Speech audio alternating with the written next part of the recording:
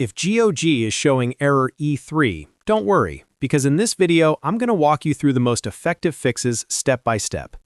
This error is often caused by a simple connection issue, a temporary problem with GOG Galaxy, or a network setting like a VPN or Proxy interfering with the app. The good news is that in many cases, you can fix it in just a few minutes without any complicated troubleshooting. If this video helps you out, make sure to hit like and subscribe for more quick software fixes and gaming tutorials. Alright, let's get started. The first thing you should check is your internet connection. Since GOG Error E3 is often related to network communication, you want to make sure your connection is stable before trying anything else. Open any website in your browser and see if it loads properly. If pages are slow or not loading, the issue may be with your internet rather than GOG itself. In that case, restart your Wi-Fi or router, wait a few moments, and try again. This is the most common cause, so it's always worth checking first. If your internet is working fine, the next step is to restart GOG Galaxy. Sometimes the app gets stuck or a background process prevents it from connecting correctly. To do this, open Task Manager on your computer. Find GOG Galaxy in the list of running apps or background processes. Right-click on it and choose End Task. This fully closes the application instead of leaving it running in the background.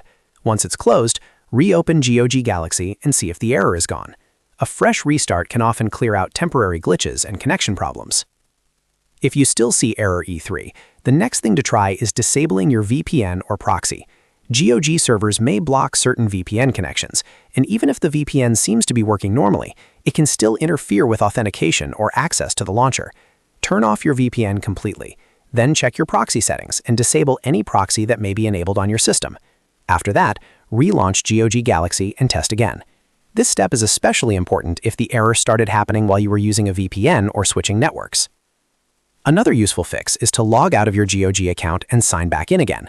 Sometimes account session issues can trigger connection errors, and a fresh login can resolve them. In GOG Galaxy, click the Settings gear icon, then click Settings. From there, go into the Manage section, then open Login and Security. Look for the option to log out all devices or log out all sessions and confirm it. After that, sign back into your account with your normal credentials. This can refresh your session and clear any account-related connection problems. If none of those steps work, the final thing to try is updating or reinstalling GOG Galaxy. An outdated installation may contain bugs or connection issues that have already been fixed in a newer version. Go to GOG.com and download the latest version of the launcher.